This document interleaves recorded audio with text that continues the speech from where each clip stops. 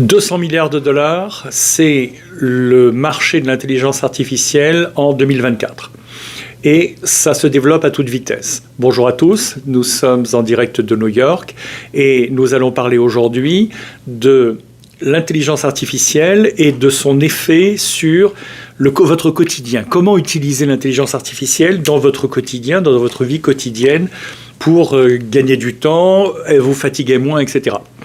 77% des consommateurs utilisent déjà des produits ou des services alimentés par l'intelligence artificielle sans le savoir. C'est le fruit d'une étude de consommateurs qui a été faite il y a quelques semaines.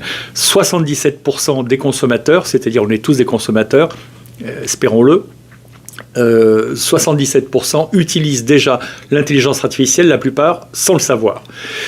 Selon une étude d'Accenture, l'utilisation des chatbots basés sur l'IA, c'est-à-dire l'intelligence artificielle d'échange de texte, peut réduire les coûts de service client de 30% tout en augmentant la satisfaction des clients de 24%.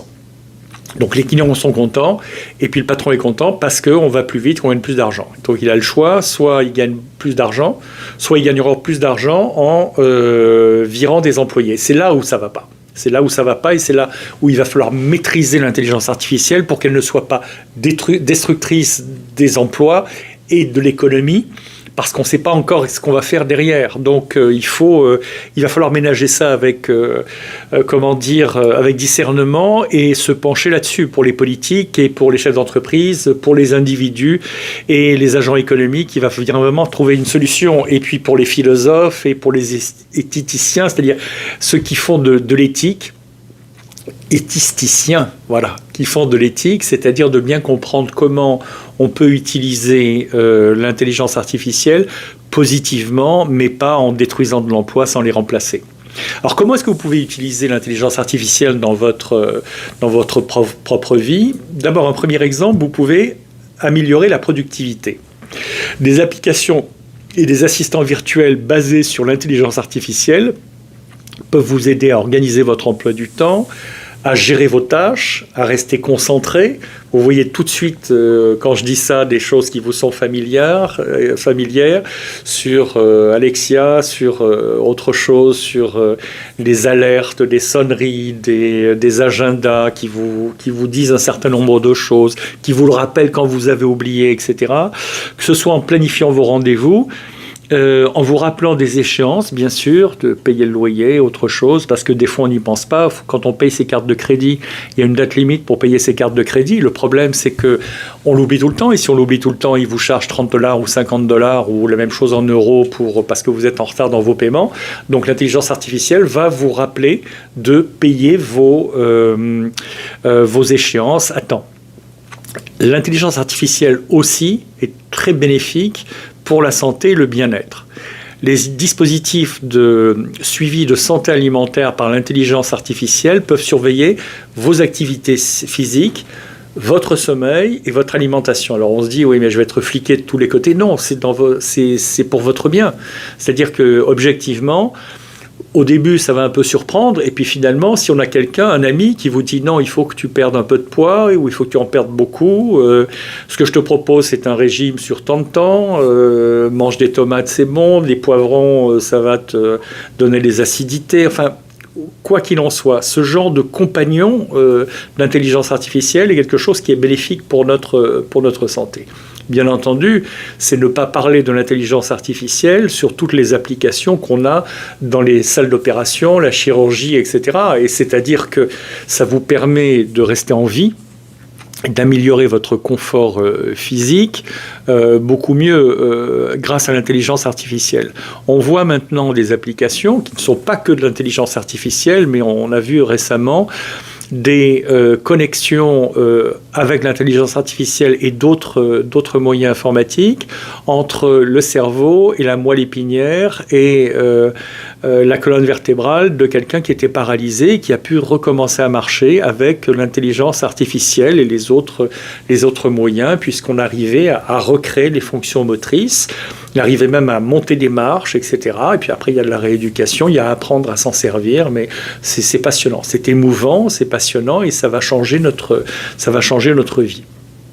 Alors n'oubliez pas de vous abonner si vous êtes intéressé par le contenu de cette vidéo. On a une vidéo par jour, donc vous pouvez cliquer sur la petite clochette et puis vous serez prévenu de toutes nos nouvelles vidéos.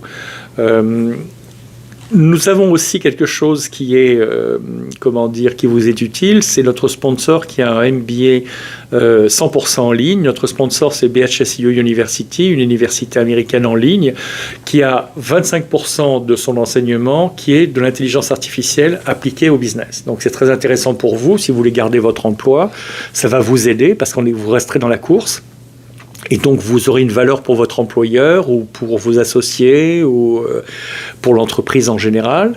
Et puis, c'est ce qui va vous permettre, pour ceux qui rentrent sur le marché du travail, de pouvoir trouver du travail beaucoup plus facilement, puisqu'on estime aujourd'hui qu'aux États-Unis, c'est quelque chose de fondamental. Si on veut avoir un bon salaire, voire un très bon salaire, ce n'est réservé qu'aux gens qui ont une connaissance réelle de l'intelligence artificielle, capable en tout cas de se servir au mieux des instruments d'intelligence artificielle basiques. C'est pas du tout du coding, c'est simplement des choses. C'est très facile d'utiliser ChatGPT.